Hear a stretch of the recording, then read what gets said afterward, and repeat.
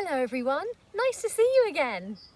If this is the first time you're joining me, then my name's Emma and I'm here to read a bedtime story.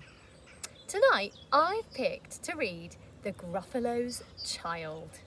So when you're all sat comfortably, let's get ready.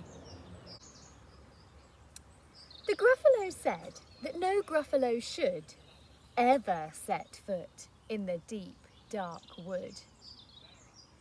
Why not? Why not? Because if you do, the big bad mouse will be after you. I met him once, said the Gruffalo. I met him a long time ago. What does he look like? Tell us, Dad. Is he terribly big and terribly bad? I can't quite remember, the Gruffalo said. Then he thought for a minute and scratched his head. The big bad mouse is terribly strong and his scaly tail is terribly long. His eyes are like pools of terrible fire and his terrible whiskers are tougher than wire. One snowy night, when the Gruffalo snored, the Gruffalo's child was feeling bored. The Gruffalo's child was feeling brave, so she tiptoed out of the Gruffalo cave. The snow fell fast and the wind blew wild. Into the wood went the Gruffalo's child.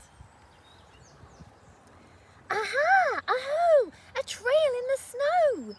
Whose is this trail and where does it go? A tail poked out of a log pile house. Could this be the tail of the big bad mouse? Out slid the creature. His eyes were small and he didn't have whiskers. No, none at all. You're not the mouse. Not I, said the snake. He's down by the lake eating Gruffalo cake. The snow fell fast and the wind blew wild. I'm not scared, said the Gruffalo's child. Aha! Aho!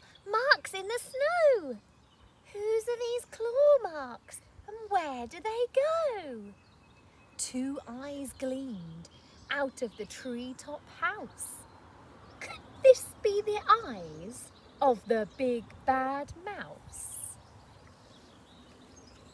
Down flew the creature. His tail was short and he didn't have whiskers of any sort. You're not the mouse? Twit-a-woo, not I, but he's somewhere nearby eating Gruffalo pie. The snow fell fast and the wind blew wild. I'm not scared, said the Gruffalo's child. Aha! Aho! A track in the snow. Whose is this track and where does it go? Whiskers at last and an underground house. Could this be the home of the big bad mouse? Out slunk the creature. His eyes weren't fiery. His tail wasn't scaly and his whiskers weren't wiry. You're not the mouse? Oh no, not I. He's under a tree making Gruffalo tea.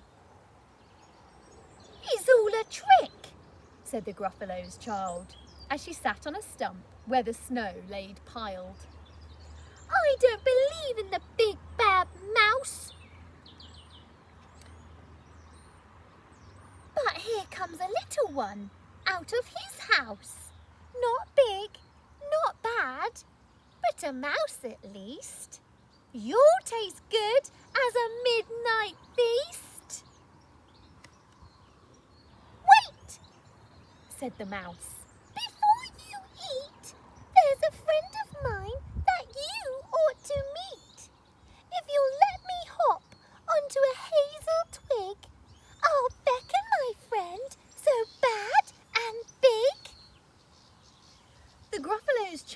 unclenched her fist. The big bad mouse, so she does exist. The mouse hopped into the hazel tree. He beckoned, then said, Just wait and see. Out came the moon. It was bright and round. A terrible shadow fell to the ground. Who is this creature so big, bad and strong? His tail and his whiskers are terribly long. His ears are enormous. And over his shoulder, he carries a nut as big as a boulder. The big bad mouse! Yelled the Gruffalos Child, and the mouse jumped down from the twig and smiled. Aha, aho, prints in the snow. Whose are these footprints and where do they go? The footprints led to the Gruffalo cave, where the Gruffalos Child was a bit less brave. The Gruffalos Child was a bit less bored. And the Gruffalo snored and snored and snored. Good night, everybody. Take care and stay safe.